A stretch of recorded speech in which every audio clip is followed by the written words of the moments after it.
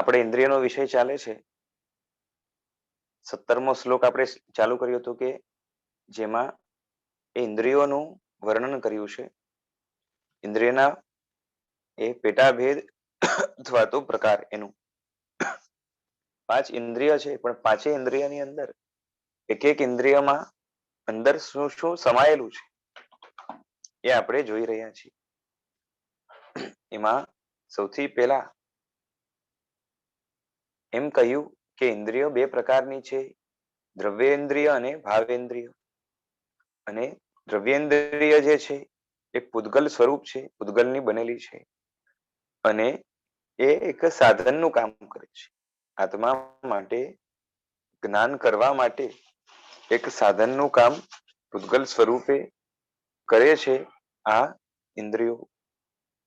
આપણે પેલા જોઈ ગયા કે જે છે ને એ અમુક દર્શનકારો કે શાસ્ત્રકારો ત્યાંના એ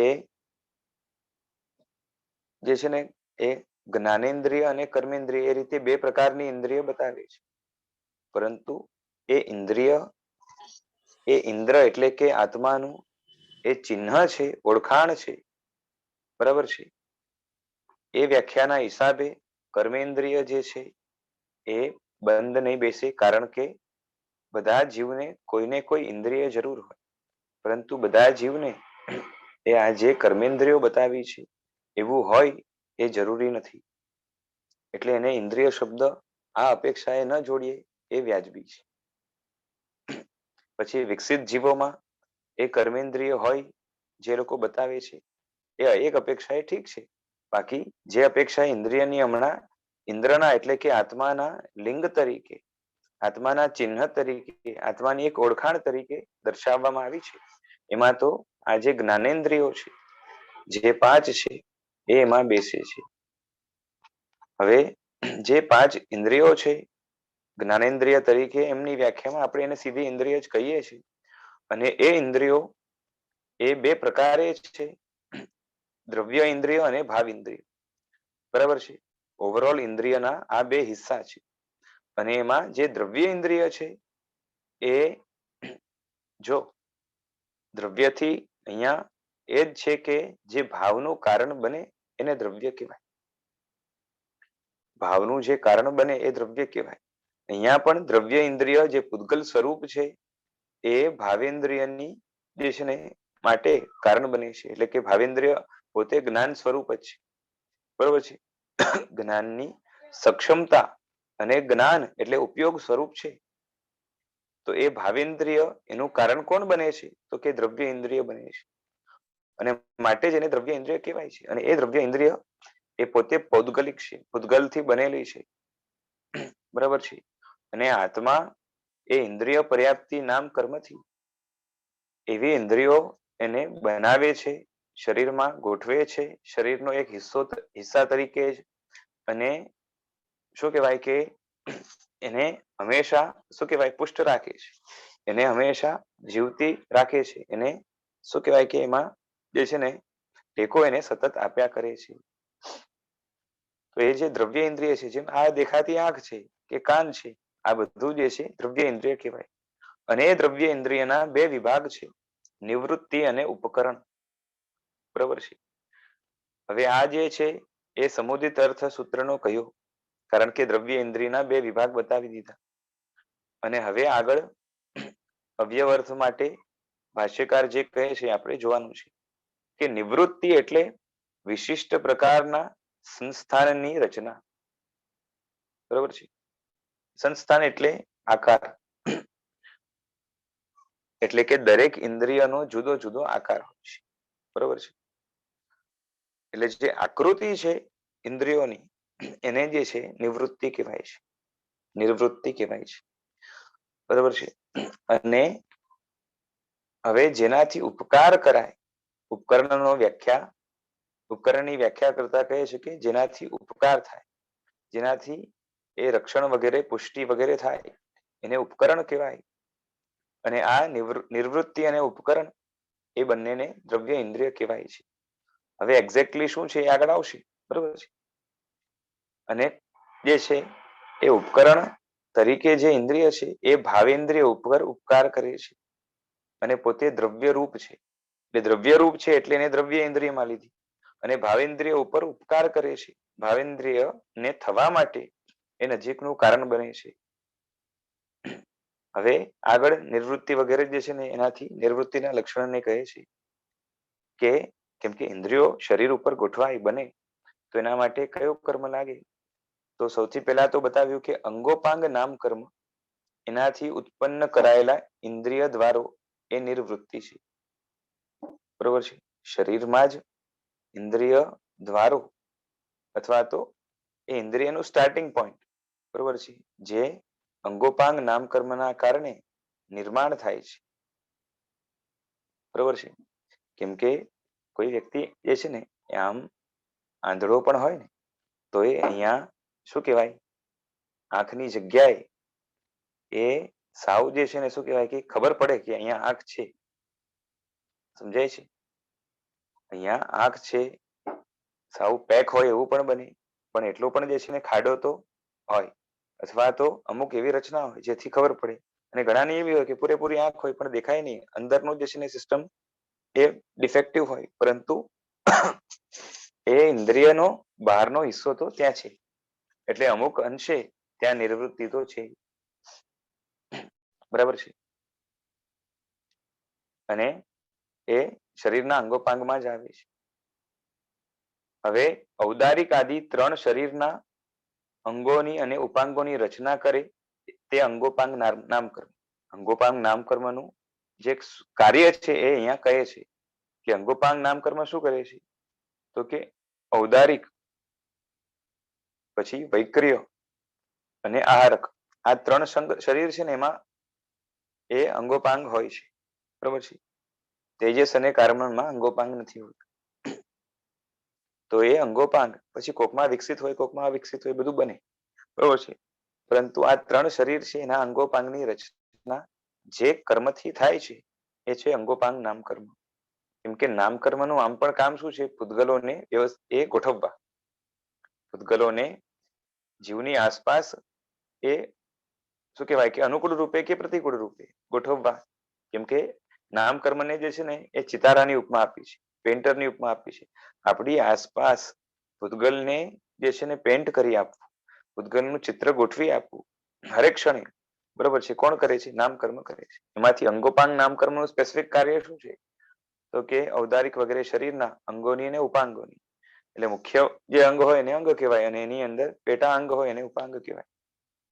અર્થાત જેના ઉદયથી એટલે એનો ઉદય થાય તો શું થાય તો ઔદારિક વગેરે ત્રણ શરીરના મસ્તક છે હાથ છે પગ છે પેટ છે બરોબર છે આ બધા જે છે ને અંગો નિર્માણ થાય એટલે બને. બરોબર છે. અને એની અંદર અમે સમજો હાથ છે તો એમાં આંગળી છે એ ઉપાંગ કહેવાય. બરોબર છે. એ ઉત્પન્ન થાય. આ કામ અંગોપાંગ નામ કર્મનું છે. અહીં નિર્માણ નામ કર્મ એ સુથારના સ્થાને છે. બરોબર છે. અને કર્ણવિવર એટલે કાનનો હોલ વગેરે અવયવોની સ્થિતિ વિશેષની રચના કરવામાં નિપુણ છે. એટલે જે છે ને હવે અંગો તો રચી દીધા પરંતુ એને જે છે ને એ અંગોને પણ પ્રોપર શેપ આપવું બરોબર છે. એ બધું કામ કોણ કરશે તો કે નિર્માણ નામ કર્મ. અંગોપાંગમાં પણ જે છે ને એ સમજો હાડકાની જગ્યાએ હાડકું આવ્યું પણ એ હાડકાને શેપ આપવું એને જે છે ને વાકું કરવું સીધું કરવું અથવા તો ઓછું કરવું એ બધું જે છે ને એ કોણ કરશે તો કે નિર્માણ નામ કર્મ કરશે. એટલે એ અંગોપાંગ નામ કર્મ એના ઉપર એડિશનલ કાર્વિંગનું કામ એ સુથારની જેવો આ નિર્માણ નામ કર્મ એ કરશે. બરોબર છે. એમ કાનનો વિવર એટલે કાનનો કાણો વગેરે જે એટલે અવયવોની અંદર જ્યાં જ્યાં પણ જે છે બારીક રચનાઓ કરવાની છે એ કરવામાં નિપુણ કોણ છે તો કે આ અવયવ રચના કરવામાં જે છે ને અંદર રચના કરીને અવયવોની રચના જે થઈ હોય છે એની અંદર હજી વધારે ઓપ આપવા માટે અંદર હજી બારીકાઈથી જે છે ને એને એ શું કહેવાય કે પ્રોપર શેપ આપવા માટે આ નિર્માણ નામ કર્મ કામ કરે છે એમ આચાર્યો કહે છે. હવે ઇન્દ્રિય દ્વારો એટલે શું તો કે ભાવ ઇન્દ્રિયને ધ્યાન આપવાના દ્વારો એટલે જેના દ્વારા શું થાય તો કે આત્મા જે વસ્તુનું જ્ઞાન કરવું છે એમાં ફોકસ કરવા માટે જે છે ને એ સક્ષમ બને. સમજો કે આંખ દ્વારા કોઈક એ વસ્તુ ઉપર ફોકસ કરવું છે તો એના માટે કાર્યરત જે બને, બરોબર છે, શું બને? તો આંખના અલગ અલગ હિસ્સાઓ કામ કરે એમાં, તો એ ઇન્દ્રિય દ્વારો છે. એ જ રીતે કાનને જે છે ને એ શું કહેવાય કે પેલા વાઇબ્રેશન્સ ને કલેક્ટ કરવા માટે જે શું કહેવાય દ્વારો હોય એ ઇન્દ્રિય દ્વાર છે, બરોબર છે. હવે સ્કિન છે તો સ્કિન જે છે ને એ આખી બહારનો સ્કિનનો હિસ્સો છે એ પણ ઇન્દ્રિય દ્વાર છે, કેમ કે એના દ્વારા જ જે છે ને એ શું કહેવાય કે ટચ નું સેન્સેશન થાય છે, બરોબર છે. હવે આ ઉપકરણેન્દ્રિય વિવિધ આકારની હોય છે, બરાબર છે. અંગોપાંગ બની ગયા. સમજો કાન બની ગયો, કાનમાં છિદ્ર થઈ ગયું, અંદર જે છે ને આખું સિસ્ટમ ગોઠવાઈ ગયું, અંદર પડદો છે, બધું જ છે. હવે એમાં અંદરમાં અલગ અલગ આકાર જે છે ને આંખમાં, નાકમાં, કાનમાં વગેરે એ બધામાં જે છે ને જે હવે એના કરતા સૂક્ષ્મ પૂતગલોથી બનેલી એ ઉપકરણ ઇન્દ્રિય હોય છે અને એ જે છે ને અલગ અલગ આકારની હોય છે. તો આના વિશે આગમમાં કહ્યું છે કે હે ભગવંત, સ્પર્શનેન્દ્રિય કેવા આકારે રહેલી છે, બરોબર છે. ભગવાનને ગૌતમ મહારાજા પૂછે છે કે હે ભગવંત, સ્પર્શનેન્દ્રિય છે તો એ કેવા આકારે રહેલી છે? તો ભગવાન કહે છે કે હે ગૌતમ, જુદા જુદા આકારે રહેલી છે, કેમ કે બધાની સ્કિનનો શેપ જુદો જુદો હોય બહારનો. કેમ કે જે છે ને એ શું કહેવાય, ઝાડ છે તો એની સ્કિન જે છે ને એનો આકાર જુદો આવશે. પછી એ કૂતરા બિલાડા છે એની સ્કિનનો આકાર જુદો આવશે. અળસિયા છે તો એનો જુદો આવશે. પૃથ્વીકાય છે તો એનો જુદો આવશે. ટેક્સચર તો જુદો આવશે પણ આકારની વાત છે, ગોઠવણ, બરોબર છે. ઓવરઓલ શેપ એ જુદો જુદો આવશે. પછી પૂછે છે કે હે ભગવંત, જીવા એટલે જીભ જે ઇન્દ્રિય છે એ કેવા આકારની છે? તો ત્યાં કહે છે કે હે ગૌતમ, એ અસ્ત્રાના આકારે રહેલી છે. આ જે છે ને બહારની જીભ દેખાય છે બરાબર છે, પણ ઓવરઓલ જીભ ઉપર ગોઠવાયેલા કે અંદરમાં ગોઠવાયેલા ઉદ્ગલો એવા જે ઉપકરણ ઇન્દ્રિય કહેવાય એ કેવા છે? તો કે અસ્ત્રાના આકારે છે. અને આમ પણ જોવા જઈએ તો ઓન એન એવરેજ જે છે ને જીભનો આકાર એ કેવો હોયલો, એ ચાકુ જેવો કે એ ટાઈપનો હોય.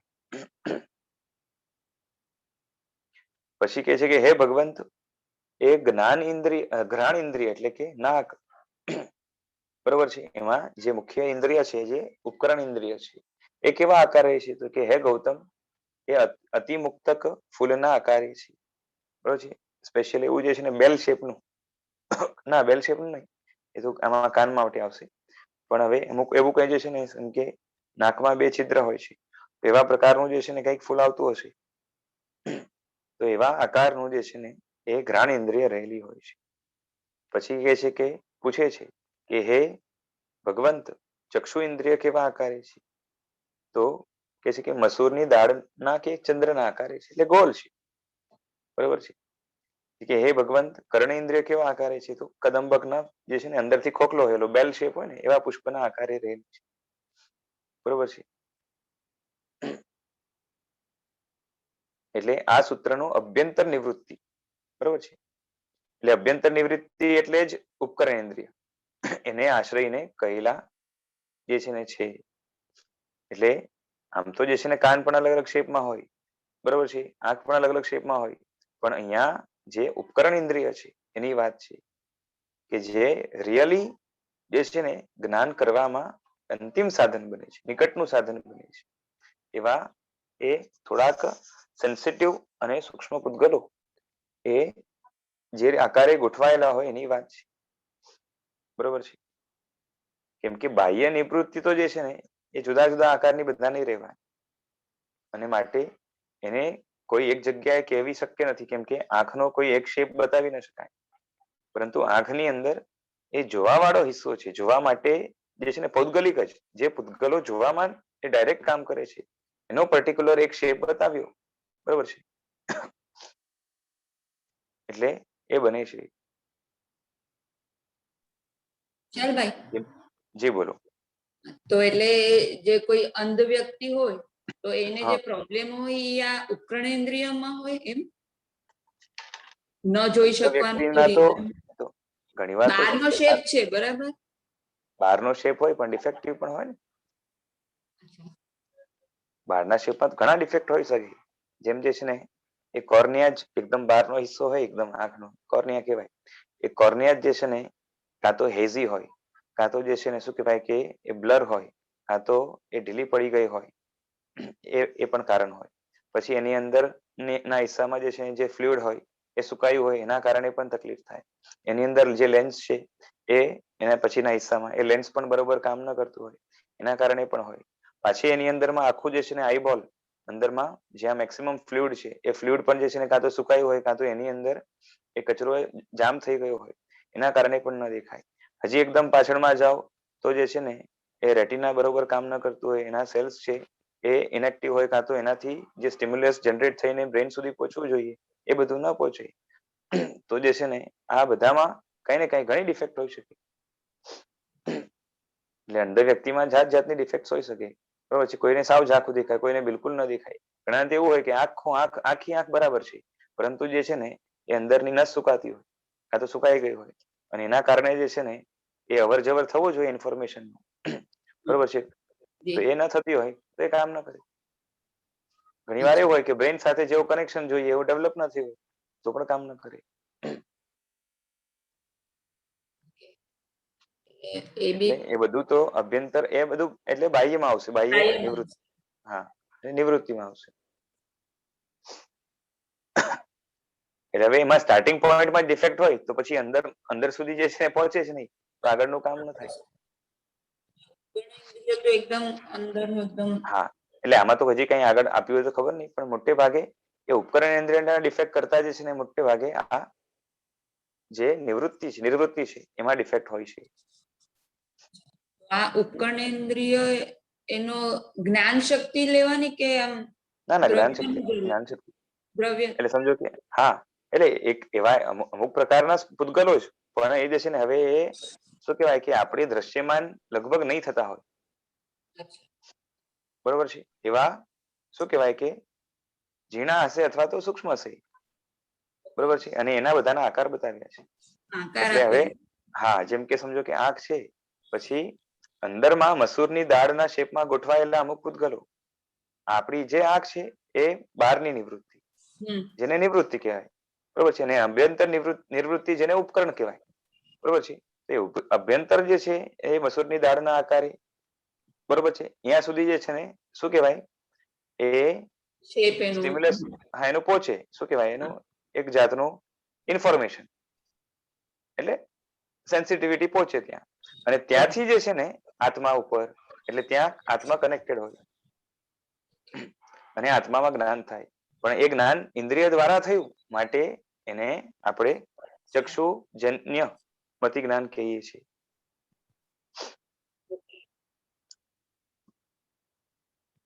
બરોબર છે, આ રીતે હોય. કર્ણેન્દ્રિય જે કીધું છે કદંબ એટલે ચંપાના ફૂલે સેમ કે અલગ? એ ખબર નથી, પણ આમ જે છે ને બેલ શેપ હોય ને, ઘંટો હોય ને એના આકારના ફૂલ હોય છે એવું એક હા, એટલે મેં ક્યાંક વાજિંત્ર બી પેલા બહુ કીધું છે, જૂનું, ચંપાના ફૂલ હા પણ કીધું છે ને વાજિંત્રનો આકાર બી કીધો છે એનો, એટલે હા, એટલે એવું જ કંઈક હશે એ શેપનું જ ઓવરઓલ. એ બહુ પહેલા મેં ક્યાંક સર્ચ કર્યું હતું, એક જે ફૂલ આપ્યો છે ને, બહુ હા. એકદમ ઘણો ટાઈમ થઈ ગયો, એટલે એકદમ પણ એક આછો ખ્યાલ છે કે આવા ટાઈપનો લગભગ હોય. અચ્છા.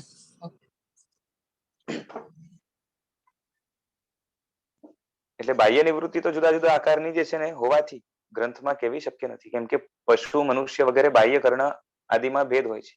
કૂતરાના કાન અલગ હોય, બિલાડીના અલગ હોય, જે છે ને એ રેબિટના, ખરગોશના અલગ હોય. એટલે આ રીતે બધાના જુદા જુદા બાહ્ય જે છે ને આકાર જુદો હોય, એટલે નિવૃત્તિનો અથવા તો બાહ્ય નિવૃત્તિનો આકાર જુદો હોય. એટલે એને તો છે ને આ રીતે એક લાઈનમાં કહી શકાય નહીં. એટલે અહીંયા જે આકારો આપ્યા છે એ બધા અભ્યંતરના હોવા જોઈએ, એટલે ઉપકરણ ઇન્દ્રિયના હોવા જોઈએ. બરોબર છે. અને આ જ કહેવાઈ ગયેલા ભાષ્યના અર્થને બીજી રીતે સ્પષ્ટ કરતા ભાષ્યકાર કહે છે કર્મ ઇત્યાદિથી કે કર્મ વિશેષથી સંસ્કારિત કરાયેલા શરીર પ્રદેશો ઇન્દ્રિય છે. બરોબર છે. એટલે એક અલગ એંગલથી અને આમ પણ બે બેસે છે કે શરીરના જ અમુક અમુક હિસ્સા એ અમુક કર્મના ઉદયથી અથવા તો કર્મના કારણે શું થાય છે? સંસ્કારિત કરાય છે. એટલે કે શરીરના જ અમુક હિસ્સો જે છે ને એ કાન બની જાય છે, શરીરનો જ અમુક હિસ્સો એ આંખ બની જાય છે, શરીરનો જ અમુક હિસ્સો એ નાક બની જાય છે. અને એ જ જે છે ને બાહ્ય ઇન્દ્રિય અથવા તો ઇન્દ્રિય છે. બરોબર છે. કેમ કે ઇન્દ્રિય અપેક્ષા એ શરીરનો જ હિસ્સો છે ને. કાન, નાક, આંખ વગેરે શરીરના હિસ્સા છે. અને એ શરીરમાં અમુક અમુક જગ્યાએ છે કેમ કે ત્યાં ત્યાં અલગ અલગ કર્મનો, કેમ કે હવે હાથ રીતે બન્યો એનો મતલબ શું કે આ જગ્યાએ અમુક પ્રકારના કર્મનો ઉદય છે, આ જગ્યાએ અમુક પ્રકારના કર્મનો ઉદય છે. એટલે અલગ અલગ જગ્યાએ અલગ અલગ કર્મનો ઉદય હોવાથી એવા નામ કર્મનો ઉદય થાય તો અલગ અલગ ઇન્દ્રિયો બને. બરોબર છે. અને તેના જ ભેદરૂપ અંગોપાંગ નામ કર્મ અને નિર્માણ નામ કર્મ એ બે કર્મોથી. એટલે કયા કર્મ વિશેષથી? તો કે અંગોપાંગ અને નિર્માણ નામ કર્મ. એનાથી સંસ્કારિત એ કરાયેલા શરીર પ્રદેશો એ પોતે ઇન્દ્રિય છે. હવે સંસ્કારિત કરાયેલા શબ્દ જે વાપર્યો એનો થોડોક ખુલાસો કરે છે કે સંસ્કારિત કરાયેલા એટલે શું? તો કે વિશિષ્ટ અવયવોની રચનાથી બનાવાયેલા. બરોબર છે. એટલે થોડુંક જુદો શેપ આપેલો.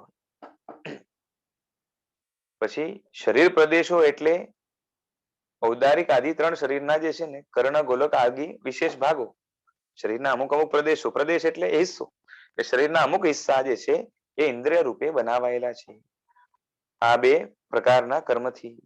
બરોબર છે.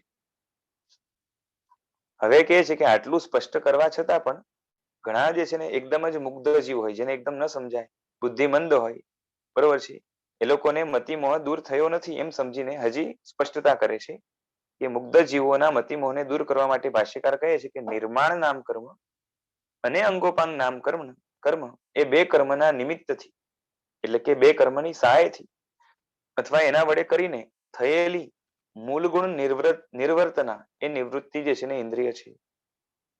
એટલે આ બે કર્મ મળીને જે શેપ બનાવે છે પાછે ઇન્દ્રિયોનો એ પોતે જે છે એ નિર્વૃત્તિ છે. અને આ ઉપસંહાર વાક્ય છે, એટલે એકદમ કન્ક્લુડિંગ વાક્ય છે. આ કથનથી મૂળ ગુણ જે છે ને નિર્વર્તના એટલે કે મેન જે બહારથી દેખાય છે એ રીતે જે છે ને નિર્વર્તના એટલે આમ જોવા જઈએ તો એક જાતનું શું કહેવાય કે ફાઇનલાઇઝેશન કે પ્લેસમેન્ટ. બરોબર છે. અને ઉત્તર ગુણ નિર્વર્તના નથી કહી. બરોબર છે. એટલે અહીંયા અંદરમાં જે છે એ નથી બતાવ્યું, બાહ્ય છે એ બતાવ્યું. બરોબર છે. એટલે ઉત્તર ગુણ નિર્વર્તના જે છે એ આ પ્રમાણે છે કે કાનના છિદ્રોને લાંબા કરવા, અર્થાત કાનમાં લાંબા છિદ્રો કરવા, પછી અંજન કરવા દ્વારા આંખને સારી કરવી, પછી એ જે છે ને નસ્ય કરવા દ્વારા નાકને સારું કરવું, પછી બ્રાહ્મી આદિના ઉપયોગથી જીભને સારી કરવી એટલે એની જડતા દૂર કરવી, પછી સુગંધી ચૂર્ણ આદિથી ઘસવા ઇત્યાદિથી ચામડીને નિર્મળ કરવી. બરોબર છે. એટલે શું કે કર્મ એ આ બનાવી દીધું, પણ એને મેન્ટેન કરવા માટે અથવા તો એની સેન્સિટિવિટી વધારવા માટે અમુક લોકો જે છે એ શું કરે તો જે છે ને એ એટલે કાનને પણ હજી શું કહેવાય સાંભળવા માટે સક્ષમ બનાવવા માટે, પછી આંખને પણ જે છે ને એકદમ તેજસ્વી બનાવવા માટે, બરોબર છે, નાકને પણ તો એ રીતે જે છે ને શું કરે તો કે કાનની અંદર જે છે ને છિદ્રો કરીને એને લાંબા કરે. એના દ્વારા જે છે ને કાનને કંઈક ફાયદો થતો હશે. જૂના કાળની તો જે છે ને પ્રથા છે ને કાનમાં છિદ્રો કરાવતા. બરોબર છે. પછી એ આંખમાં અંજન નાખે તો એના દ્વારા આંખનું તેજ વધે, આંખને સારી કરે. પછી એ નસ્ય કરાવવા દ્વારા નાકને સારું કરે. આ નસ્ય શું હશે ખબર નથી મને તો, કોઈને ખબર હોય તો બોલજો. આયુર્વેદમાં ટ્રીટમેન્ટ છે નસ્ય કરી. એ શું હોય છે એમાં? એમાં પર્ટિક્યુલર મેડિકેટેડ ઓઇલ હોય જે નાકમાં એના 2-3 ડ્રોપ્સ નાખવાના હોય અને બરોબર. ઘણી વખત થોડુંક વધારે બી નાખવાનું હોય અને હા. એ બેસિકલી બ્રેન સુધી પહોંચાડે એ બધા હર્બ્સ ને. અચ્છા, જેમ ઓલું ઘી નાખીને જે છે ને હા, એનાથી ઘી પણ નાખે, તેલ ના, હા, તલનું તેલ નખાય છે, હા, એ નશ્ય જ કહેવાય. બરોબર. પછી એ ચોથું જે છે એ જીભને સારી કરવા માટે શું કરે કે બ્રાહ્મી વગેરેનો ઉપયોગ કરે તો જીભની જડતા દૂર થાય એટલે જીભની સેન્સિટિવિટી વધે. સેન્સિટિવિટી સમજાય ને, જેમ છે ને એ આપણી જીભ સમજો કે 5-6 ટેસ્ટ ને કે 10-15 ટેસ્ટ ને આઈડેન્ટિફાઈ કરી શકતી હોય અથવા તો એના થોડા ઘણા પેટાભેદ ને આઈડેન્ટિફાઈ કરતી, પણ જે છે ને જીભની જડતા જેમ જેમ દૂર થાય એટલે જીભ જેટલી વધારે સેન્સિટિવ બને એટલા નંબર ઓફ ટેસ્ટ વધારે આઈડેન્ટિફાઈ કરી શકે. એ જ રીતે નાકમાં પણ સમજવાનું અને આંખમાં પણ સમજવાનું, બરોબર છે, અને કાનમાં પણ, બધામાં. પછી એ સુગંધી અમુક પ્રકારના ચૂર્ણ છે એનાથી જે છે ને એ ચામડીઓને ઘસે તો એ ચામડી પણ નિર્મળ થાય, બરોબર છે, એ જે છે ને સારા હોય એવા, બરોબર છે. એ ખાલી ઘસવા એટલે એક જાતનું માલિશ કરવું વગેરે, બરોબર છે, તેલ વગેરે મર્દન કરે તો એના માટે પણ જાત જાતના જે છે ને શું કહેવાય પેલા એસેન્શિયલ ઓઇલ્સ વગેરે આવતા હોય તો એ બધું વાપરે અને એનાથી જે છે ને પાંચે ઇન્દ્રિયને મેન્ટેન રાખે તો એને જે છે ને ઉત્તર ગુણ નિર્વર્તના કહેવાય છે. એટલે એ જે છે ને શું કહેવાય કે એક્સ્ટ્રા એફર્ટ્સ જે વ્યક્તિ પોતાની ઈચ્છાથી કરે, બરોબર છે. બાકી કર્મ તો જે છે ને આ મૂળગુણ રૂપે એક બેસિક આ આટલું કરી આપે કે ઇન્દ્રિયો જે છે એને ગોઠવી આપે શરીર ઉપર.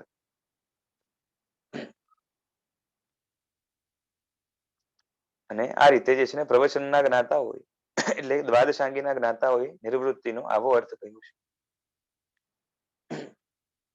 હવે નિવૃત્તિનું જે છે ને વ્યાખ્યાન કર્યું. હવે ઉપકરણને કહે છે કે ઉપકરણ શું છે, સમજી ગયા ને. નિવૃત્તિ એટલે આમ જોવા જઈએ તો આપણે જે આંખ, નાક, કાન વગેરેનું જે છે ને શેપ દેખાય છે, બરોબર છે, એટલે ખાલી બહારથી દેખાય એવું નહીં, આખું અંદરથી પણ જે પણ હોય આંખને કાઢીને જુઓ તો જે દેખાય, કાનની અંદરનું પણ જે છે આખું એ બધું એમાં આવી જાય, પણ એ ઉપર છેલ્લું છે, બરોબર છે. હવે ઉપકરણની વાત છે અંદર, તો ઉપકરણને કહે છે કે જેનાથી નિવૃત્તિ ઇન્દ્રિય ઉપર ઉપકાર કરાય તે ઉપકરણ, બરોબર છે. આની પહેલા આવ્યું હતું કે જે છે ને કોના ઉપર ઉપકાર કરાય, ભાવેન્દ્રિય ઉપર, ભાવેન્દ્રિય ઉપર, હા, બરોબર છે. અને પાછી અહીંયા પાછું શું લખ્યું કે નિવૃત્તિ ઇન્દ્રિય ઉપર ઉપકાર કરાય, એટલે હવે બે સાઈડ ઉપકાર કરાય એ રીતે પણ લેવું પડે, કેમ કે ભાષ્યમાં છે ને પેલા પણ આવ્યું હતું કે જે ઉપકાર કરે, એક મિનિટ ત્યાં શબ્દો શું થાય જોવા પડશે.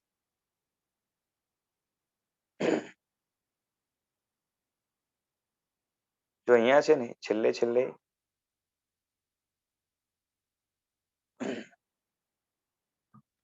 ઉત્પન્ન કરાયેલી ઇન્દ્રિયને, એટલે ઉત્પન્ન કરાયેલી એટલે કઈ લેવાની, નિવૃત્તિ,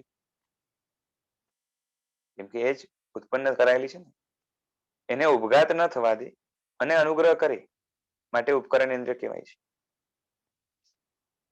બરોબર છે. એટલે આમ ભાષ્યના આધારે જોઈએ તો નિવૃત્તિને ઉપકાર કરે એવો જ અર્થ નીકળે છે.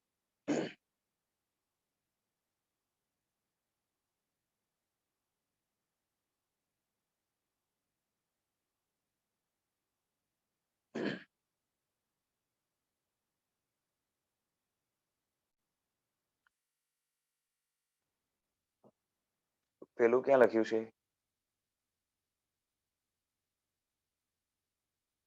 ભાવેન્દ્રિયને ઉપકાર કરે એ પણ લખ્યું હતું ને ક્યાંક તો હતું.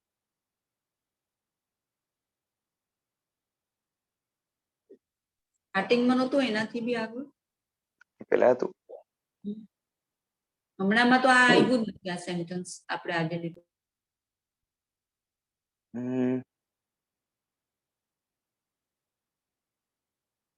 હા રહ્યું, થર્ડ લાઈન, સેકન્ડ ને થર્ડ લાઈન, કારણ કે ભાવેન્દ્રિય ઉપર ઉપકાર કરે છે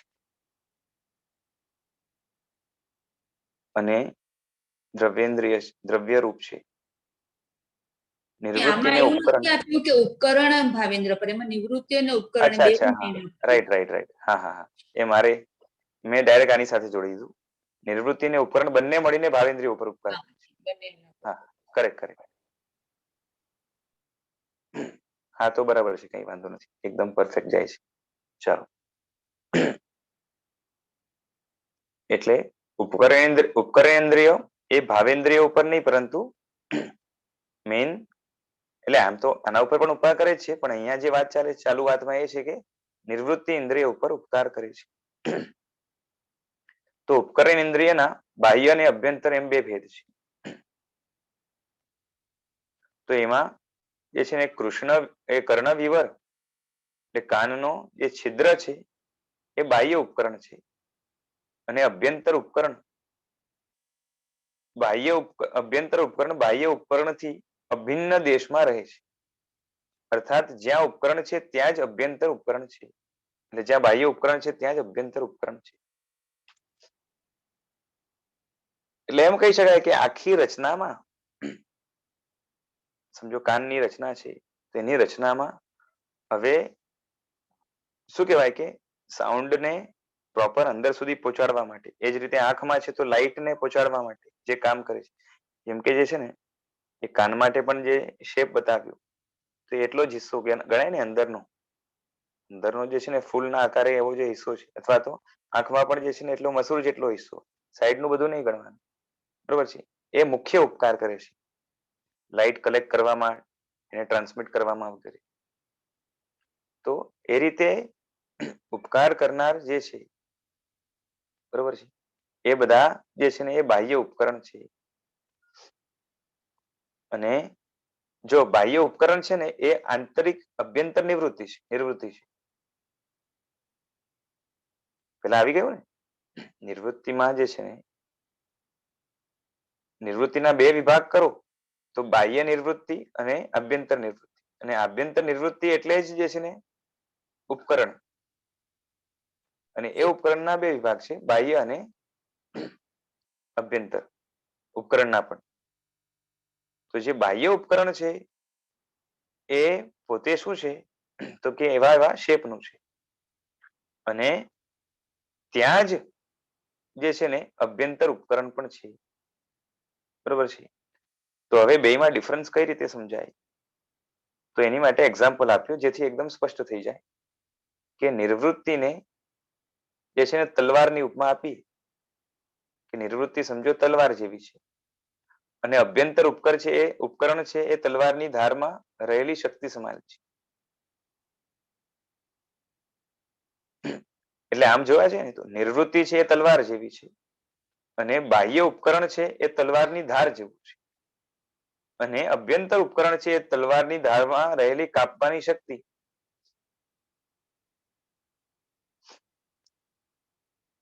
સમજાય છે?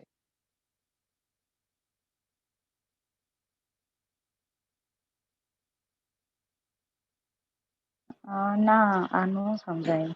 એટલે ઉપકરણ બાહ્ય અને અભ્યંતર બે ઉપકરણ છે ટોટલ? હા, ઉપકરણ બે છે, બાહ્ય અને અભ્યંતર.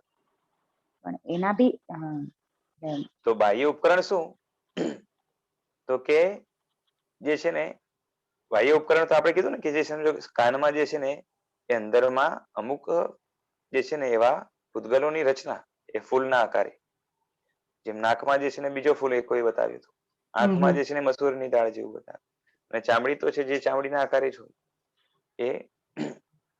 તો એ જે આકાર છે, બરોબર છે, એમાં રહેલી જે છે ને શું કહેવાય કે સેન્સ કરવાની જે શક્તિ છે, બરોબર છે, વિષયોને સેન્સ કરવાની, એટલે વિષય સંપર્કમાં આવે તો એના ઇન્ફોર્મેશનને આત્મા સુધી પહોંચાડવાની જે શક્તિ છે એ શું છે તો કે અભ્યંતર ઉપકરણ છે. એની જ્ઞાન શક્તિ જ થઈ. જ્ઞાન શક્તિ નથી ના, એ આત્મા. ઇન્દ્રિય ને એ વિષયની. હા હા, પણ જ્ઞાન શક્તિ નહીં, જ્ઞાન તો આત્મામાં થાય ને, આ તો પોતે પૂતગલ રૂપ છે. હા, બરાબર સમજી. હા, એટલે એમ કહેવાય કે જ્ઞાન શક્તિને ઉજાગર કરવા માટે એ સાધન બને. બરાબર. હા, જ્ઞાન શક્તિ નહીં. આત્મામાં જ્ઞાન શક્તિને પેદા કરવા માટે કે પ્રકાશિત કરવા કે ઉજાગર કરવા માટે એ સક્ષમ બને. જેમ છે ને તલવાર હોય, ઘણી તલવાર કેવી હોય કે એક બાજુથી ધારવાની, એક બાજુ ધાર વગરની એવી પણ હોય ને, બરોબર છે.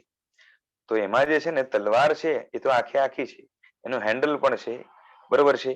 પછી એ જે છે ને એનો પાછળનો હિસ્સો છે બધું છે, પણ જે છે ને એ તલવારમાંથી મેઇન હિસ્સો કયો છે? તો એની ધાર. બરાબર ને? તલવારનું મુખ્ય કામ છે કાપવાનું, તો કાપવાનું કામ કોણ કરશે? તો ધાર કરશે. સમજાય છે? પણ ધાર છે એ તલવાર વગર રહી શકે કે નહીં? હા, ન રહી શકે. ન રહી શકે.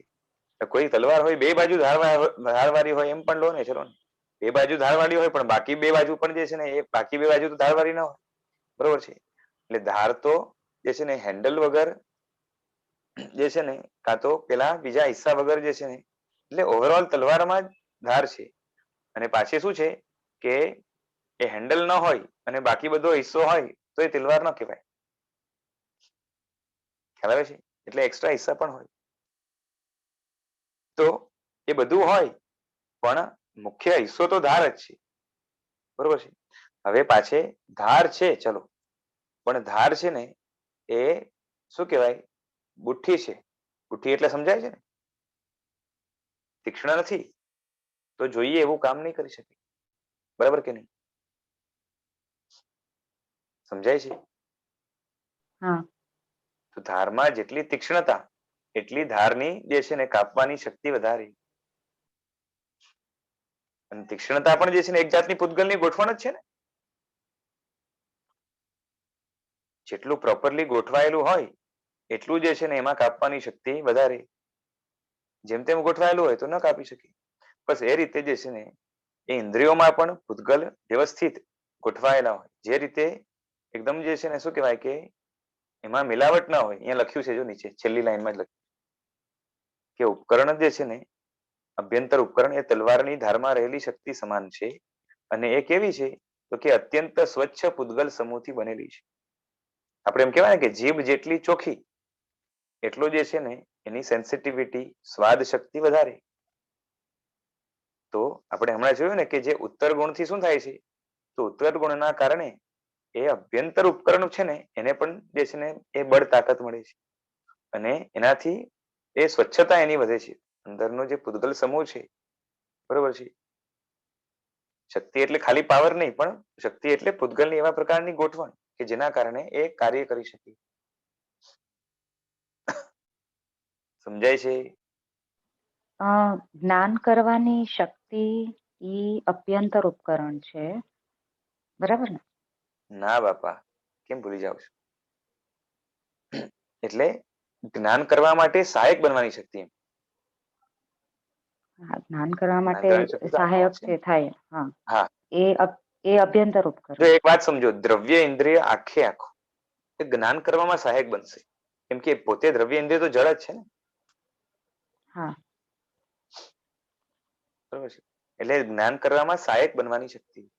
પછી તમે એને ઉપચારથી એમ કહો કે જ્ઞાન કરવાની શક્તિ, તો બરાબર છે. નહીં, તો પ્રશ્ન એ છે હમ કે તો બાહ્ય ઉપકરણ શું છે? અભ્યંતર ઉપકરણ સમજાઈ ગયું. એટલે એનું જ તો કામ શું છે એક્ઝામ્પલ બાહ્ય આપ્યું. ઉપકરણનું? તલવાર છે, તલવાર એ સમજો કે એ નિવૃત્તિ થઈ આખી ગઈ ને? ઇન્દ્રિય છે. નિવૃત્તિ, હા, હા. બરોબર છે. પછી તલવારમાં જે તલવારની ધાર છે, બરોબર છે, એ બાહ્ય ઉપકરણ છે. અને એ ધારમાં રહેલી કાપવાની શક્તિ એ અભ્યંતર ઉપકરણ છે. બીજી બુકમાં એમ કીધું છે કે બાહ્ય નિવૃત્તિ અને અભ્યંતર નિવૃત્તિ કીધું છે. એટલે જે તલવાર છે ને એ બાહ્ય નિવૃત્તિ કીધું, પછી એની ધાર છે એ અભ્યંતર નિવૃત્તિ કીધું છે. અને ઉપકરણેન્દ્રિય છે હા, તલવારની એ ધારમાં તો આપણે રહેલી પણ કાપવાની. આમાં પણ એ જ આપ્યું છે. અભ્યંતર આમાં નિવૃત્તિને જ બાહ્ય ઉપકરણ કીધું છે. અહીંયા પણ લખ્યું છે, જો હું તમને બતાવું. જો આ રહ્યું. ભગવાન મહાવીરે પ્રશ્ન કર્યા એના પછી ખુલાસો કરવા માટે અહીંયા લખ્યું છે, જો બ્રેકેટમાં. અભ્યંતર નિવૃત્તિ ઇઝ ઇક્વલ ટુ ઉપકરણ ઇન્દ્રિય, એટલે બાહ્ય ઉપકરણ ઇન્દ્રિય.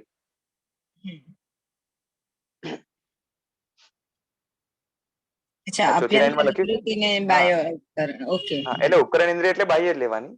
કાં તો આખી લો તો પણ વાંધો નથી, પણ એના બે હિસ્સા કરવા પડે પછી કે પાછી ઉપકરણ ઇન્દ્રિયના પણ પાછા અભ્યંતર ને બાહ્ય એ રીતે પ્રકાર પડે. જેમાં બાહ્યમાં જે છે ને તલવારની ધાર આવશે અને અભ્યંતરમાં કાપવાની શક્તિ આવશે. અચ્છા, એટલે અભ્યંતર નિવૃત્તિ છે એ જ બાહ્ય ઉપકરણ એમ. હા, હા.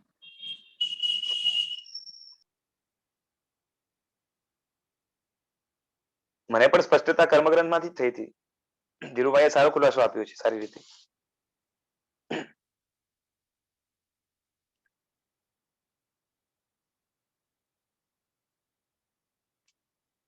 સમજાય છે કે હજી પણ ડાઉટ છે? ના, ક્લિયર થયું. હા. અમુક છે ને એ દિગંબર શાસ્ત્રોમાં, એટલે ખબર નહીં એમને ત્યાં એવું હશે, મેં તો એક ગુજરાતીની એ લોકોની બુક વાંચેલી, એમાં થોડુંક અલગ વર્ણન હતું. એ લોકોએ એટલે તત્વાર્થમાંથી હશે કદાચ, તો એમાં એ નિવૃત્તિ ને ઉપકરણના એ લોકો થોડાક જુદા અર્થ કરે છે. કેમ કે એ લોકોએ ઉપકરણમાં જે છે ને, સમજો આંખ છે તો આંખની જે પાપડ છે ને એને એ લોકોએ ઉપકરણમાં લીધી છે. આંખની જે પાપડ છે કે જે છે ને એ નિવૃત્તિ ઇન્દ્રિયને જે ઉપકાર કરે છે, પ્રોટેક્ટ કરે છે. તો એટલે એ લોકોએ ઉપકરણ ઇન્દ્રિયમાં લીધી છે, અને જે છે ને નિવૃત્તિ એ લોકો અંદર લઈ ગયા. અને નિવૃત્તિના પાસે એ બાહ્ય ને અંતર, એટલે અભ્યંતર ને બાહ્ય એમ વિભાગ કરીને આ જે છે આંખની કીકી છે બાહ્ય છે, અને અભ્યંતરમાં જે છે ને જોવાની શક્તિ એ લોકો એ રીતે લીધું છે.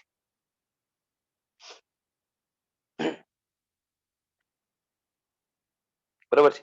એ વિવક્ષા પણ જે પણ હોય, પણ એક વસ્તુ સમજવા જેવી એ છે કે એ શું કહેવાય કે એ બહારથી અંદરની તરફ, અને શું કહેવાય કે એ સ્થૂળમાંથી સૂક્ષ્મ તરફ જતા જતા અલ્ટિમેટલી આત્મા જ્ઞાન કરે છે. આટલી વાત તો નક્કી છે.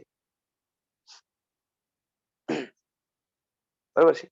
અને આપણે અહીંયા જે આવ્યું હમણાં આપ્યું છે એ થોડુંક વધારે રિલાયબલ એટલા માટે છે કેમ કે અહીંયા જે ભાષ્ય છે ને એ ભાષ્યની રચના કરનાર પોતે જ એ ઉમા સ્વાતીજી મહારાજ છે.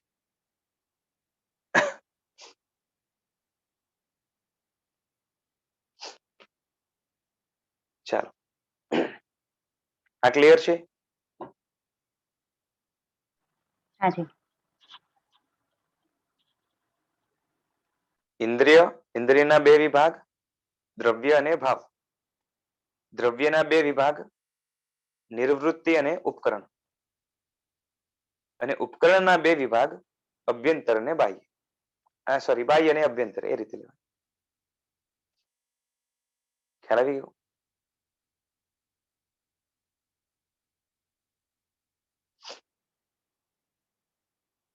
એટલે સૌથી બહાર કાં તો સૌથી સ્થૂળ કાં તો ઓવરઓલ મોટું સ્ટ્રક્ચર શું છે?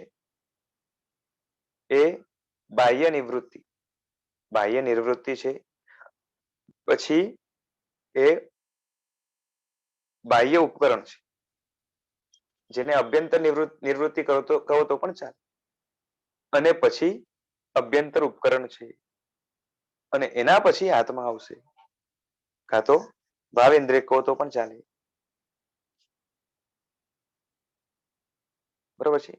એટલે એ અભ્યંતર નિવૃત્તિ અભ્યંતર ઉપકરણ એનું સીધું કનેક્શન કોની સાથે રહેશે? આત્મા સાથે. બરોબર છે.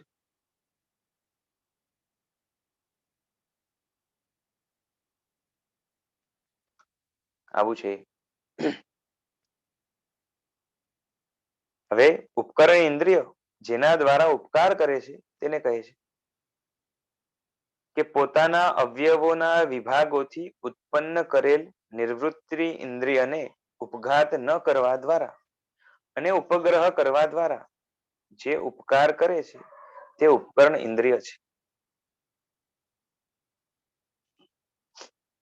પોતાના અવયવોના વિભાગોથી ઉત્પન્ન કરેલ દ્રવ્ય નિવૃત્તિ ઇન્દ્રિયને ઉપઘાત ન કરવા દ્વારા અને ઉપગ્રહ કરવા દ્વારા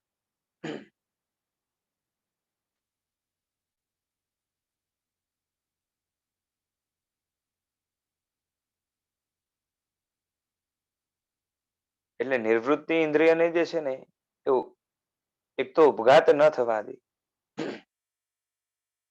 અને ઉપગ્રહ કરે એટલે ઉપકાર કરે. એ કામ ઉપકરણ ઇન્દ્રિયનું છે.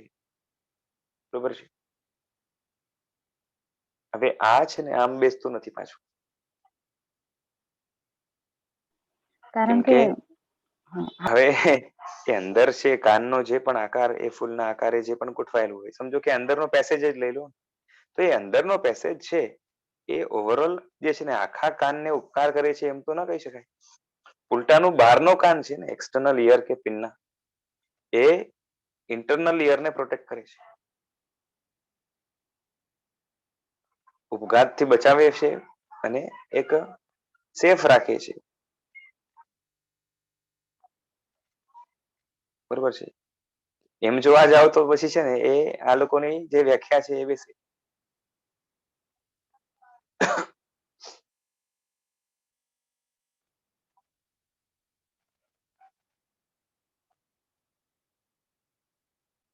બોલો શું કહેતા હતા? ના, હું આ જ કહેતી હતી કે અંદર રહેલી છે તો બહાર કેવી રીતે પ્રોટેક્ટ કરશે? હા, ઉપગ્રહ કરશે પણ ઉપઘાતથી કેવી રીતે ઉપગ્રહ કરે, બચાવશે? ચલો આપણે માનીએ. આમ તો ઉપગ્રહ પણ જેવું જોઈએ એવું બેસતું નથી, છતાં આપણે નજીક રહેલી છે એટલે કંઈક કરી શકે. ચલો દાખલા તરીકે જે છે ને, સમજો કે એ નાકનો છિદ્ર છે, તો એ છિદ્રમાં જે વસ્તુ પ્રવેશ કરે અને સારી અનુકૂળ હોય તો એ નાકને જે છે ને એ પુષ્ટિકારક બનશે. પણ પ્રોટેક્ટ કરશે એ હજી બેસતું નથી. બરોબર છે. હવે નીચે લખ્યું છે જોઈએ કે તે આ પ્રમાણે કે નિવૃત્તિ ઇન્દ્રિય હોવા છતાં શક્તિનો એટલે કે અભ્યંતર ઉપકરણનો ઉપઘાત થાય તો ઇન્દ્રિય પોતાના વિષયને ગ્રહણ ન કરે. અચ્છા, એટલે આ રીતે કે જે છે ને કેવું છે કે અંદરની ઇન્દ્રિય કામ ન કરતી હોય તો બાહ્ય ઇન્દ્રિય ખાલી નામની જ ઇન્દ્રિય રહી છે. બરોબર છે. અથવા તો એને જે છે ને ઇન્દ્રિય ન કહીએ તો પણ ચાલે, એના જેવું થઈ જાય. શું લખ્યું છે? નિવૃત્તિ ઇન્દ્રિય છે એટલે જે છે ને આકાર છે, આંખ વગેરે, બરોબર. પણ અભ્યંતર ઉપકરણ જે છે ને એનો ઉપઘાત થાય, સમજો કે કાન વગેરે બધું બરાબર પણ જે છિદ્રમાં જ ગોટાળા હોય અથવા તો એટલા હિસ્સામાં, બરોબર છે, તો ઇન્દ્રિય પોતાના વિષયને ગ્રહણ ન કરી શકે, સાઉન્ડને. બરોબર છે. એટલે બહેરો માણસ છે, કાન હોવા છતાં પણ સાંભળી શકતો નથી. બરોબર છે. અને આંધળો માણસ છે, ઘણા એવા હોય કે આંખ હોવા છતાં પણ જોઈ ન શકે. એ બાહ્ય ઉપકરણનો ઘાત થતા અવશ્ય શક્તિનો ઉપઘાત થાય. બરોબર છે. પણ આમ જોવા જઈએ ને તો એ બાહ્ય ઇન્દ્રિય અથવા તો જે નિવૃત્તિ ઇન્દ્રિય છે એને એ જે છે ઉપઘાત થાય છે, કાં તો એ રક્ષણ આ કરે છે, ઉપઘાતથી રક્ષણ કરે છે, એ હજી એકદમ બેસતું નથી.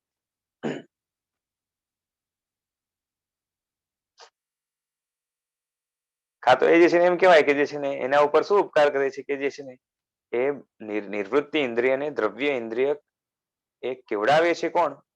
તો કે ઉપકરણ ઇન્દ્રિય. એ ઉપકરણ ઇન્દ્રિય જો સક્ષમ છે તો જ જે છે ને નિવૃત્તિ ઇન્દ્રિયને જે છે ને એ કાન અથવા તો કર્ણેન્દ્રિય એવો લેબલ મળે છે. આ ઉપકાર કરે છે, બીજું કઈ નહીં. એટલે ઉપકાર ઇન ધ સેન્સ ઉપકાર નહીં, પણ આ ઉપકાર જ કહેવાય, બીજું કહેવાય. બરાબર છે.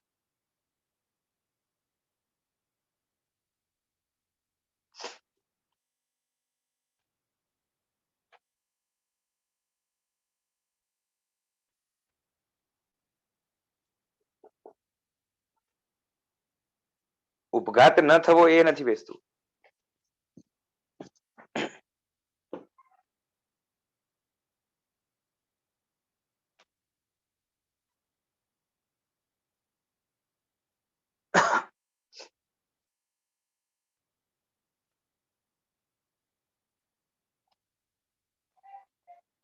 બાહ્ય ઉપકરણનો ઘાત થાય તો અવશ્ય શક્તિનો ઘાત થાય, એ તો સમજાય છે. બરાબર છે. સમજો તલવાર છે તો એમાં એ ધારનો ઘાત થાય તો તલવારમાં કાપવાની શક્તિનો પણ ઘાત થઈ જાય, કેમ કે શક્તિ એ જ જગ્યાએ રહેલી છે. બરોબર છે. એટલે એમ કહી શકાય કે તલવારની જે છે ને ધાર ગઈ તો આમ જોવા જાવ તો એ તલવાર નકામી થઈ ગઈ, કાં તો તલવારે જે છે ને એક ડેમેજ થઈ ગણાય ને. તલવારની ધાર તૂટે તો કાં તો ખરાબ થઈ જાય તો તલવારે ખરાબ થઈ કે ડેમેજ થઈ એટલે એક જાતનો ઉપઘાત થયો એમ કહેવાય.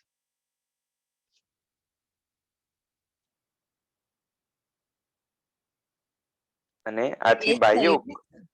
હા એટલે એ જ થયું ને કે અંદરના જે ઉપકાર કરનાર છે ઇન્દ્રિય એને જો ઉપઘાત રહિત હોય તો જ આપણી આ જે શક્તિ હોય નિવૃત્ત ઇન્દ્રિયની એ બધી હા વર્ક કરે, અને નહીં તો પછી ઉપઘાત વાળી હોય એટલે ડેમેજ હોય તો ન એટલે કરે. કાન પણ ડેમેજ ગણાય એક જાતનું, હમ બરોબર છે, એટલે નિવૃત્તિ પણ ડેમેજ ગણાય. હમ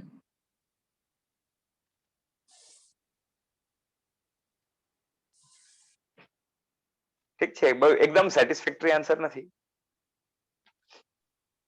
આમ આગળના હિસાબે તો એવું હતું ને કે નિવૃત્તિ અને ઉપકરણ એ બે ભાવેન્દ્રિય પર ઉપકાર કરે છે. એ તો તો અહીંયા કરે જ ખાલી છે, એ તો સમાલંગન છે. નિવૃત્તિને કેમ ના, અહીંયા નિવૃત્તિને એકને લઈને લઈ લીધું, તો અહીંયા કેમ ભાવેન્દ્રિય હોવું જોઈએ? તો નહીં કેવી રીતે? અહીંયા ભાવેન્દ્રિયને તો વચ્ચે લાવ્યા જ નથી, હા, પણ જે છે એટલે ને જ વચ્ચે નથી લાગ્યું. ભાષ્યમાં જે લાઈન મૂકી હતી અને અહીંયા પણ કીધું હતું કે એ ઉપકરણ ઇન્દ્રિય એ નિવૃત્તિ ઇન્દ્રિય ઉપર ઉપકાર કરે છે. અને કઈ રીતે કરે છે? તો ઉપઘાત ન કરવા દ્વારા અને ઉપગ્રહ કરવા દ્વારા. ઉપગ્રહ કરે છે એ સમજાય છે, બરાબર છે, હા, એ તો સમજ. અને ઉપઘાત ન કરે એ જે છે ને એ હમણાં થોડુંક આ રીતે બેસાડ્યું, બાકી એકદમ હજી બેસતું નથી. અહીંયા એમાં એમ લખ્યું છે પાછળની લાઈનમાં બાહ્ય ઉપકરણ, એટલે એને આપણે નિવૃત્તિ ઇન્દ્રિય, આંતર નિવૃત્તિ ઇન્દ્રિય ઘાત આંતરનિવૃત્તિ થતા ઇન્દ્રિય એટલે આવશ્યક. ધાર જેવી, હા, બરોબર છે. ઘાત થતા એટલે આવશ્યક સમજો કે શક્તિનો ધારનો ઘાત થયો તો ધારમાં રહેલી કાપવાની શક્તિનો પણ ઘાત થયો, બરોબર છે. તો જે બાહ્ય ઉપકરણ છે એને નિવૃત્તિ લીધી છે ને, આંતર નિવૃત્તિ. હા, લીધી જ છે ને, સવાલ જ હા, તો નથી. બાહ્ય ઉપકરણનો ઘાત થતા અવશ્ય શક્તિનો ઉપઘાત થાય છે, તો અહીં એનો હા ઉપકાર બતાવ્યો.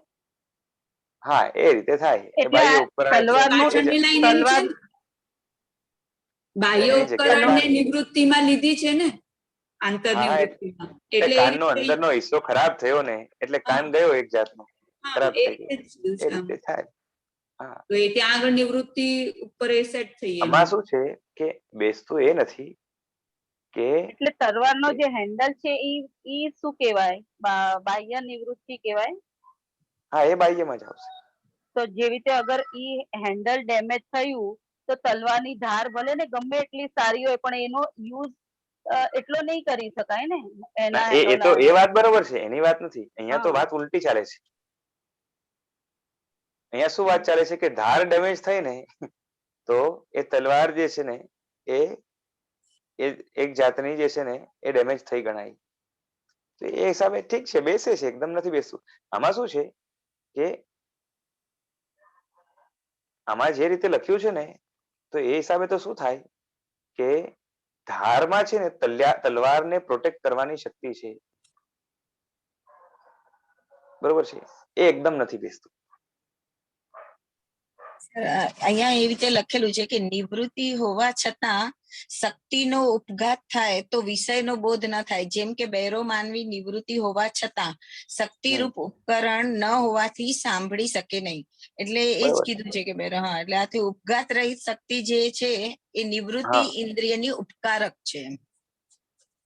હા, એટલે એના કારણે નિવૃત્તિ કહેવાય. જેમ કે ધાર ગઈ તો તલવાર પછી નકામી થઈ જાય, નામ ની રે, એટલે એને તલવાર ન કહે તો ચાલે, એના જેવું થયું. હા, એ જ. એટલે એ રીતે તો બેસે જ છે ને, આ નથી, અહીંયા પણ લખેલું છે, અહીંયા છેલ્લી બે એ ત્રણ રીતે લાઈનમાં એ જ બેસે લખેલું છે. છે. પણ ખાલી એ જ છે કે એ તલવારની ધારમાં તલવારને પ્રોટેક્ટ કરવાની શક્તિ છે, બરોબર છે. તો એ પ્રોટેક્ટ કરવાની શક્તિ એને શું છે, કોઈ જે છે ને એને ઘાત ન લાગવા દે, બરોબર છે. પ્રોટેક્શન કેને કહેવાય કે ખરાબ ન થવા દે. તો એ તલવારની ધાર છે એ તલવારને ખરાબ નથી થવા દેતી, બરોબર છે, એવું માનવાનું આવે. અને અપેક્ષા એ બરાબર છે કે ભાઈ જે છે ને ધાર જે છે ત્યાં સુધી તલવાર તલવાર છે, નહીં તો જે છે ને ખરાબ તલવાર છે. ઈ તો આ રીતે ઉપગ્રહમાં કેવું જ જશે. ઈ ઉપગ્રહમાં છે, એવી રીતે લઈએ તો ઉપગ્રહમાં જ જાય. ઉપગ્રહમાં જાય અને ઉપઘાત ન થવા દીધો, એટલે પોતાને ઉપઘાતમાં ઉપઘાત ન નથી થવા જ દે તો જતું. એ પોતાને ઉપઘાત ન થવા દે ને તો તલવારને ઉપઘાત ન થાય, એના જેવું થયું. અને પાછે એ જ છે કે પોતાને ઉપઘાત કેમ ન થવા દે, એનું સેલ્ફ પ્રોટેક્શન શું? અને પાછું એવું તો કઈ લખ્યું નથી, તો એમ કે છે હા, કે એટલે એવું કઈ ઉપકરણ નિવૃત્તિને પ્રોટેક્ટ કરે છે. એટલે હવે છે, હવે શું કરવાનું. કઈ નહીં. ચલો ઠીક છે, કઈ રીતે વર્ક કરે છે એ જોવાઈ ગયું. બાકી તો કાનની અંદર જે છે ને વેક્સ હોય છે એ કાનને પ્રોટેક્ટ કરે છે.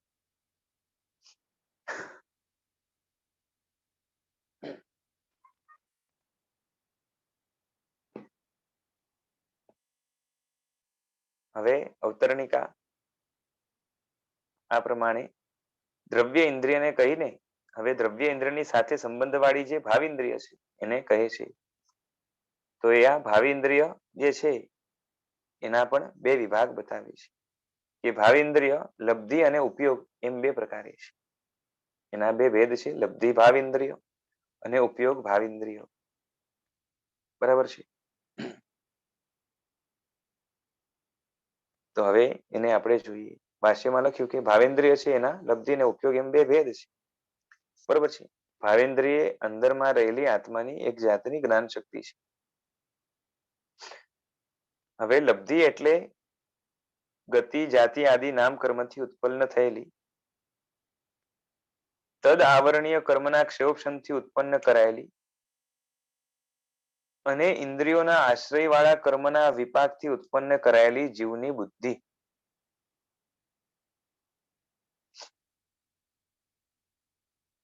શું કહ્યું? લબ્ધિ ભાવ ઇન્દ્રિય છે એનો જે છે ને એની વ્યાખ્યા બહુ સારી રીતે કરી છે કે ગતિ જાતિ આદિ નામ કર્મથી ઉત્પન્ન થયેલી. કેમ કે અલગ અલગ ગતિમાં અને અલગ અલગ જાતિમાં બરોબર છે શું થાય છે? જ્ઞાનાવરણીના ક્ષયોક્ષમમાં ફરક પડે છે. ઇન્દ્રિયના હોય છે કે નહીં?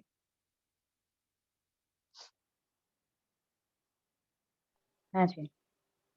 અલગ અલગ ગતિમાં ચારેય ગતિમાં જે છે ને એ સ્પર્શનેન્દ્રિય, રસનેન્દ્રિય, જ્ઞાનેન્દ્રિય બધાની શક્તિ જુદી જુદી છે. બરોબર છે. પછી એમાં પણ જે છે ને પેટા ભેદ રૂપે જે જાતિ વગેરે હોય જે હલકી કે ઊંચી એ બધી જે છે ને એટલે જાતમાં તો વેરાયટી પણ આવશે. એ બધા એના એ નામકર્મના ઉત્તર. બરોબર છે. જાતિ એટલે પેલી ગોત્ર નથી લેવાનું કેમ કે નામકર્મ છે. બરોબર છે. એટલે વેરાયટી આવશે. તો અલગ અલગ વેરાયટીની જે ઇન્દ્રિયો મળે છે અને એમાં એટલે એના કારણે શું થશે તો કે તદાવરણીય એટલે તે આવરણીય એટલે કે સ્પર્શનેન્દ્રિયજન્ય જ્ઞાનનું આવરણીય કર્મ, રસનેન્દ્રજન્ય જ્ઞાનનું આવરણીય કર્મ. તો એ પોતપોતાના એટલે જ્ઞાનાવરણીય ટૂંકમાં પણ કયા લેવાના? એ ઇન્દ્રિયજન્ય જે મતિ જ્ઞાન છે એના આવરણીય કર્મ લેવાના. એના ક્ષયોક્ષમથી ઉત્પન્ન કરાયેલી. હા એક ઇન્દ્રિય, બે ઇન્દ્રિય જાતિમાં. હા હા હા એટલે એની વેરાયટી જ છે ને.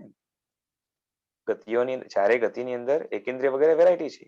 જેમ જે છે ને પ્રેંચ ની અંદર એક ઇન્દ્રિય, બે ઇન્દ્રિય વગેરે વેરાયટી આવે.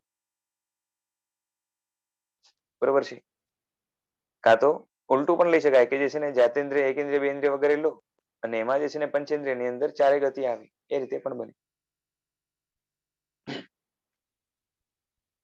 તો અહીંયા એટલે એ જે કંઈ પણ છે અને એટલે એનો સપોર્ટ પણ જોઈએ.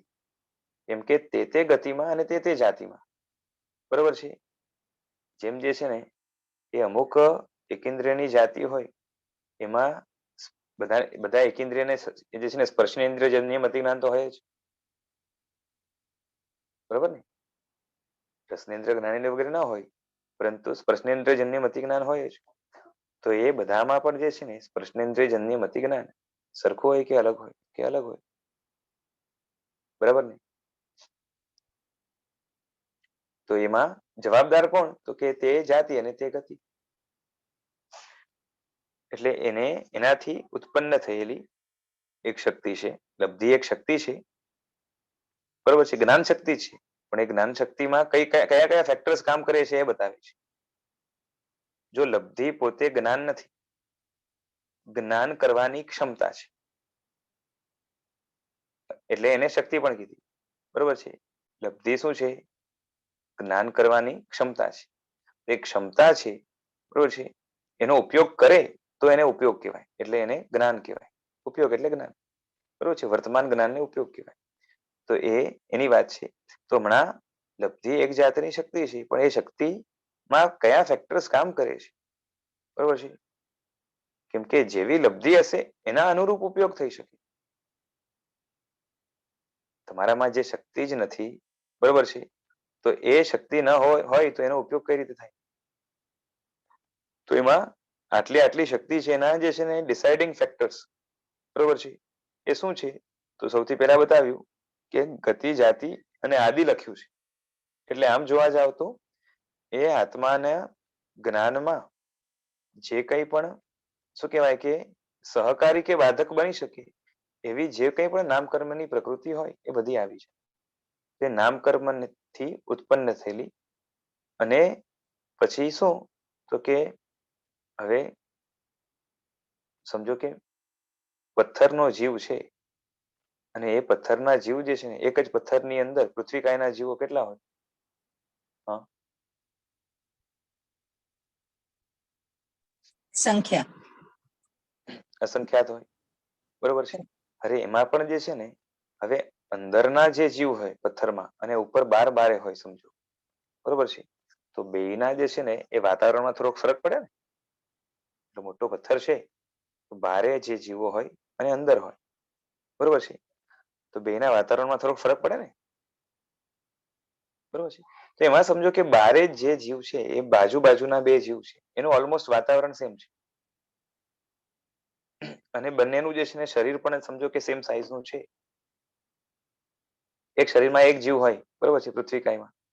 તો એ એક શરીરમાં એક જીવ છે, બાજુમાં જે છે ને પથ્થરના આકારે ઘણા બધા પૃથ્વીકાય ભેગા છે. એમાંથી નાના જે છે ને બે જીવ એ બાજુમાં છે. હવે બંનેની ગતિ એક છે, બંનેની જાતિ એક છે, વાતાવરણ એક છે, છતાં પણ બંનેને જ્ઞાનાવરણીય સૌક્ષમ સેમ હોય કે અલગ?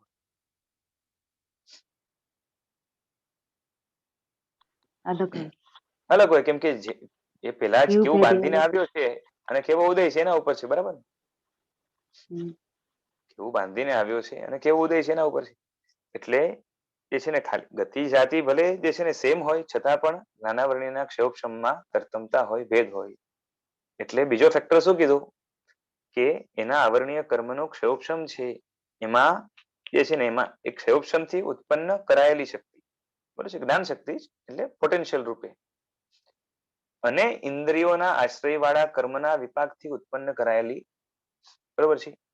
કેમ કે બંનેને જે છે ને ઇન્દ્રિયો પણ જે છે ને આપણે ભલે બાહ્ય એ સ્થૂળ દ્રષ્ટિથી સરખી લાગે, પણ ઇન્દ્રિયોની રચના પણ એ પોતપોતાના જે છે ને કર્મના, શરીર નામ કર્મના કારણે થાય, બરોબર છે. જોયું ને, અંગોપાંગ નામ કર્મને, અને જે છે ને બીજું કયું હતું? નિર્માણ. નિર્માણ. બરોબર છે. હા, તો એ જે છે ને ઇન્દ્રિયોને બનાવનારા જે કર્મો છે એનો કેવો વિપાક છે, બરોબર છે, એના ઉપર પણ ડિપેન્ડ થાય.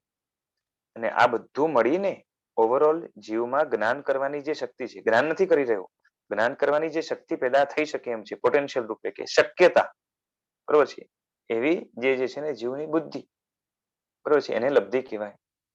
અહીંયા પોટેન્શિયલ રૂપે છે. અને એ 5 પ્રકારની છે, કેમ કે ઇન્દ્રિયો 5 હોય છે. સ્પર્શેન્દ્રિયજન્ય અથવા તો સ્પર્શેન્દ્રિયની લબ્ધિ, રસનેન્દ્રિયની લબ્ધિ, ઘ્રાણેન્દ્રિયની લબ્ધિ, ચક્ષુઇન્દ્રિયની લબ્ધિ અને શ્રોતેન્દ્રિયની લબ્ધિ.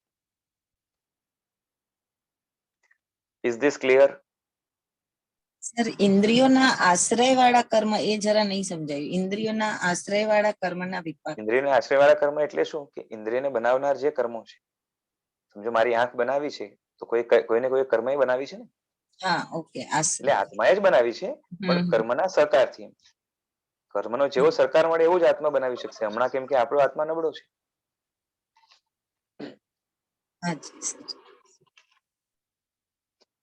આશ્રય એટલે એનો શું કહેવાય કે એક જાતનો હેલ્પ. અને જેવા જે છે ને કર્મ એને ફેવર કરે એવા પ્રકારનું કામ થાય. કર્મનો વિપાક પાછું લાગે. વિપાક એટલે શું? ઉદય જોઈએ. ખાલી કર્મ પડ્યા હોય તો કામ ન ચાલે.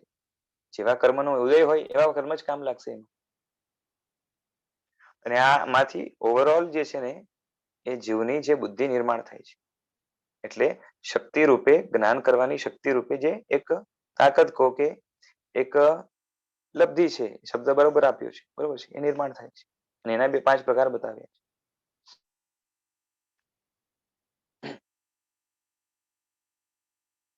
અને ઉપયોગને તો આપણે જાણીએ છીએ ને, જ્ઞાન ઉપયોગ ને દર્શન ઉપયોગ જેમ છે. તો અહીંયા હમણાં જે છે ને જ્ઞાનની વાત ચાલે છે, એટલે જ્ઞાન ઉપયોગ આવશે મુખ્ય. એટલે જે જ્ઞાન થાય ઇન્દ્રિયથી, જે બોધ થાય, બરોબર છે. અહીંયા શબ્દ બુદ્ધિ આપ્યું છે. છે. તો બુદ્ધિ જ્યારે કાર્યમાં પરિવર્તિત થાય તો ઉપયોગ બને. જેમાં આપણે છે ને પાંચે ઇન્દ્રિય આપણી બરોબર છે પોતપોતાનું જ્ઞાન કરવા માટે થોડું ઘણું સક્ષમ છે કે નહીં?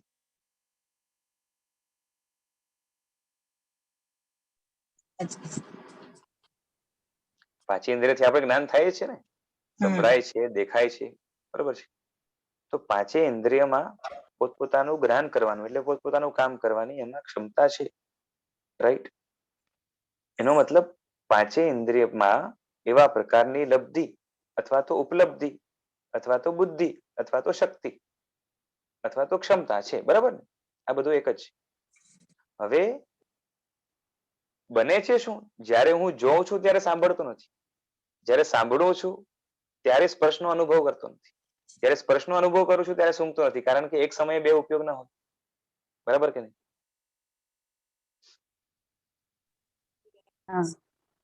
સમજાય છે? પાંચે ઇન્દ્રિયમાં ક્ષમતા છે છતાં પણ એક એટ એ ટાઈમ ઉપયોગ તો એક જ થાય છે. હા એટલું છે, આપણે લાગે કે હું જે છે ને એક સાથે સાંભળી પણ રહ્યો છું, જોઈ પણ રહ્યો છું, એવો અનુભવ થાય. એનું કારણ શું છે કે આપણો ઉપયોગ જે છે ને ફટફટ બદલાતો રહેતો હોય ને આપણે લાગે કે બધું એક સાથે થઈ રહ્યું છે. પણ જ્યારે જોઉં છું ત્યારે સાંભળતું નથી, સાંભળું છું ત્યારે સ્પર્શ, બરોબર છે. જો બધી ઇન્દ્રિયના બધા વિષયો જે છે ને સંપર્કમાં ભલે હોય પણ આત્માનું ધ્યાન, આત્માનું ફોકસ જ્યાં જાય ત્યાં જ ઉપયોગ થશે, ત્યાં જ જ્ઞાન થશે. બાકી બધી જગ્યાએ જ્ઞાન નહીં થાય. અને ફોકસ બદલાયા કરે તો જે છે ને આપણે એમ લાગે, એટલું ફાસ્ટ બદલાય કે આપણે લાગે કે બધું આપણે એક સાથે કરી રહ્યા છીએ. એટલે લબ્ધિ પાંચે ઇન્દ્રિયની હોવા છતાં પણ ઉપયોગ તો એટ એ ટાઈમ એકનો જ હોય. સમજાય છે? પાંચેમાં ક્ષયોક્ષમ છે, ઉપયોગ નથી. શું કહું છું? પાંચેનો ક્ષયોક્ષમ છે પરંતુ આત્મા ત્યાં જ્ઞાન શક્તિ લઈ ન જાય, એટલે કે ફોકસ ન લઈ જાય, બરોબર છે, એટેન્શન ન લઈ જાય તો એ જ્ઞાન બને નહીં.